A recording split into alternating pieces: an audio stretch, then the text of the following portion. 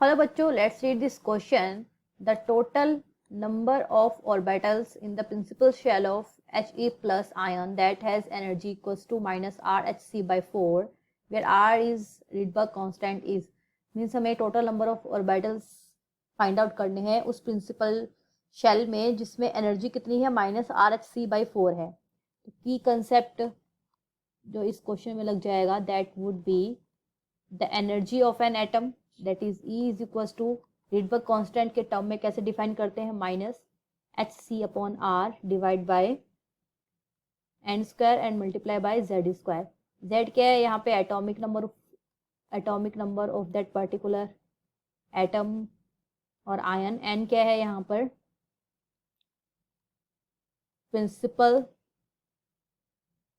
Shell number. ठीक है. H क्या है Planck constant, C speed of light है, आर आपका रिडबर्ग कांस्टेंट है. तो अब हमें किसकी बात करी है इन्होंने, हीलियम प्लस आयन की. हीलियम का एटॉमिक नंबर कितना होता है, 2 होता है ना.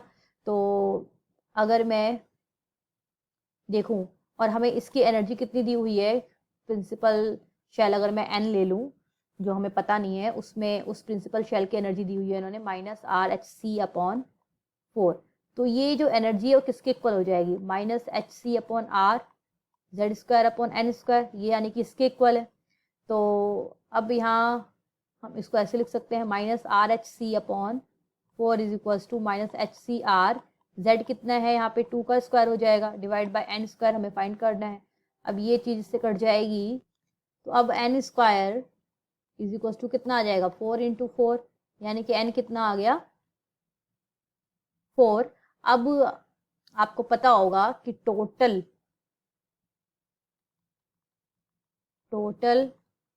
orbitals in any principal shell that is say n कितना होता है n स्क्वायर, ये फॉर्मूला होता है. यहाँ पे हमारा n इज इक्वल टू 4, ये क्या आई है प्रिंसिपल शेल आ गई है. मीन्स प्रिंसिपल शेल 4 की एनर्जी कितनी दी हुई है minus R H C upon 4.